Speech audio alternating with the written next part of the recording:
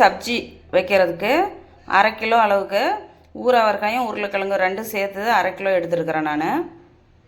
இந்த காய்கறி வைக்கிறதுக்கு குழம்பு வைக்கிறதுக்கு இது தாளிப்பு மசாலான்னு பார்த்தீங்கன்னா, இஞ்சி ஒரு சின்ன சைஸில், பட்டை 2, கிராம்பு 2, பூண்டு ஒரு கட்டி சின்ன கட்டியாக இருக்கிறது, வெங்காயம் அதில் வதக்கி விட்றதுக்கு. இது நம்ம அரைக்கணும் இந்த மசாலா. ஆனால் நான் என்கிட்ட ரெடிமேடு மசாலா இருக்குது, நான் ஏற்கனவே அரைச்சது, அதை தான் பயன்படுத்த போகிறேன். உங்களுக்கு தெரியறதுக்காக இதை காட்டியிருக்கிறேன். கடுகு உளுத்தம்பருப்பு எப்பவும் போல் தாளிக்கிறதுக்கு. இந்த காய்கறிக்கு தேவையான மசாலான்னு பார்த்தீங்கன்னா, மல்லித்தூள் 1/2 ஸ்பூன், மிளகாத்தூள் 1/2 ஸ்பூன், ஒரு சிட்டிகை மஞ்சள், உப்பு தேவையான அளவுக்கு. நம்ம இதே புளிக்குழம்பு வைக்கிறதா இருந்தால் மல்லித்தூள் மிளகாத்தூள் கொஞ்சம் அதிகமாக போடணும்.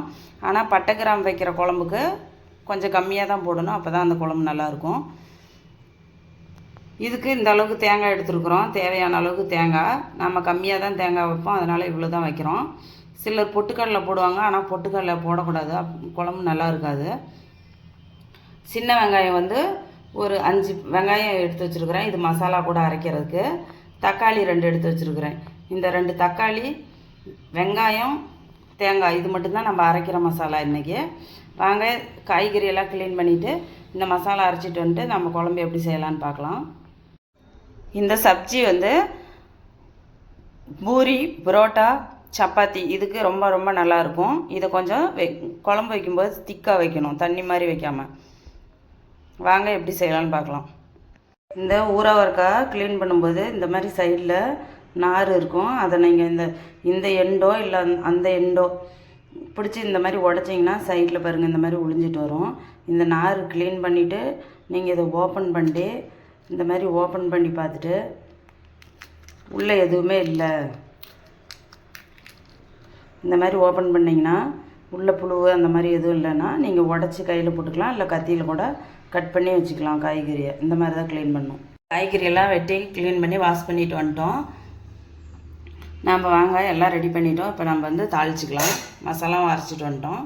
தாளிப்பு ரெடி பண்ணிக்கலாம். இப்போ தேவையான அளவுக்கு எண்ணெய் ஊற்றிக்கலாம்.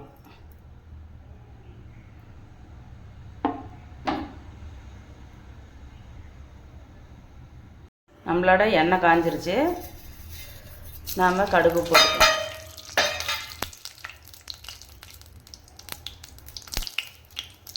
கடுகு பொரிஞ்சிருச்சு, நம்ம வெங்காயமும் கருவேப்பிலையும் போட்டுக்கலாம்.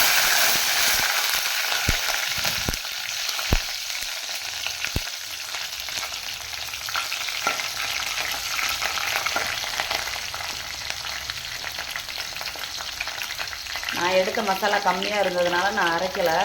அந்த பூண்டு, இஞ்சி, பட்டை, லவங்கம் நான் ஏற்கனவே ரெடி பண்ணி வச்சுருக்கிற ரெடிமேட் மசாலா தான் போட்டுக்கிறேன். உங்களுக்கு காட்டுறதுக்காக அளவுக்கு காட்டினேன். இப்போ இதில் ஒரு 1/2 ஸ்பூன் அளவு போட்டுது. நம்ம காய்கறி எடுக்கிறதுக்கு தகுந்த மாதிரி தான் போடணும், இல்லைன்னா இது ஒரு இஞ்சி பூண்டு வாசனை அதிகமாக வந்துடும்.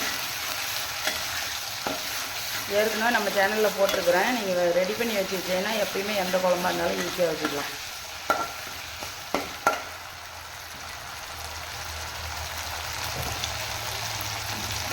இப்போ இது ரெண்டுமே வதங்கிருச்சு, நம்மளோட காய்கறியும் சேர்த்துக்கலாம்.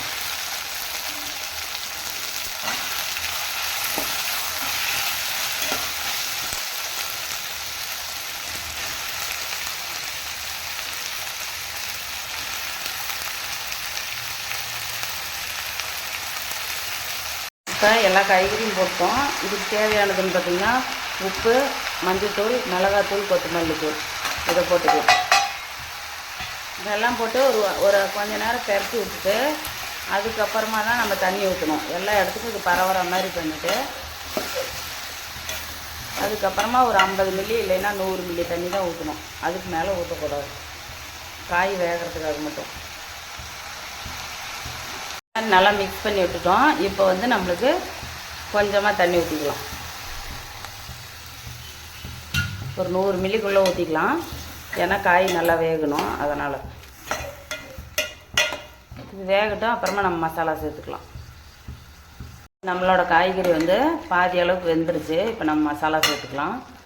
அதுக்கு முன்னாடி கொத்தமல்லி கீரை கொஞ்சமாக சேர்த்துக்கலாம். இது இருந்தால் சேர்த்துக்கோங்க, இல்லைன்னா விட்டுருங்க, இது ஆப்ஷனல் தான்.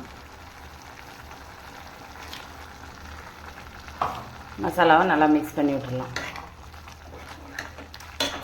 இப்போ இந்த இருக்கிற தண்ணியிலே நம்மளோட காய்கறி எல்லாமே நல்லா வெந்துடும். வெந்த பின்னாடி எடுத்துக்கலாம். இப்போ நம்மளோட குழம்பு ரெடி ஆயிடுச்சு. இந்த அளவுக்கு திக்காக இருக்குல்ல, இதுதான் கரெக்டான இது. நீங்களே இதேமாதிரி ட்ரை பண்ணி பாருங்கள், நல்லாயிருக்கும். இந்த ரெசிபி பிடிச்சிருந்துச்சின்னா என்னோடய சேனல் சப்ஸ்கிரைப் பண்ணுங்கள், உங்கள் சொந்தங்களுக்கு ஷேர் பண்ணுங்கள். நன்றி. நாளைக்கு இன்னொரு ரெசிபியோடு வரேன்.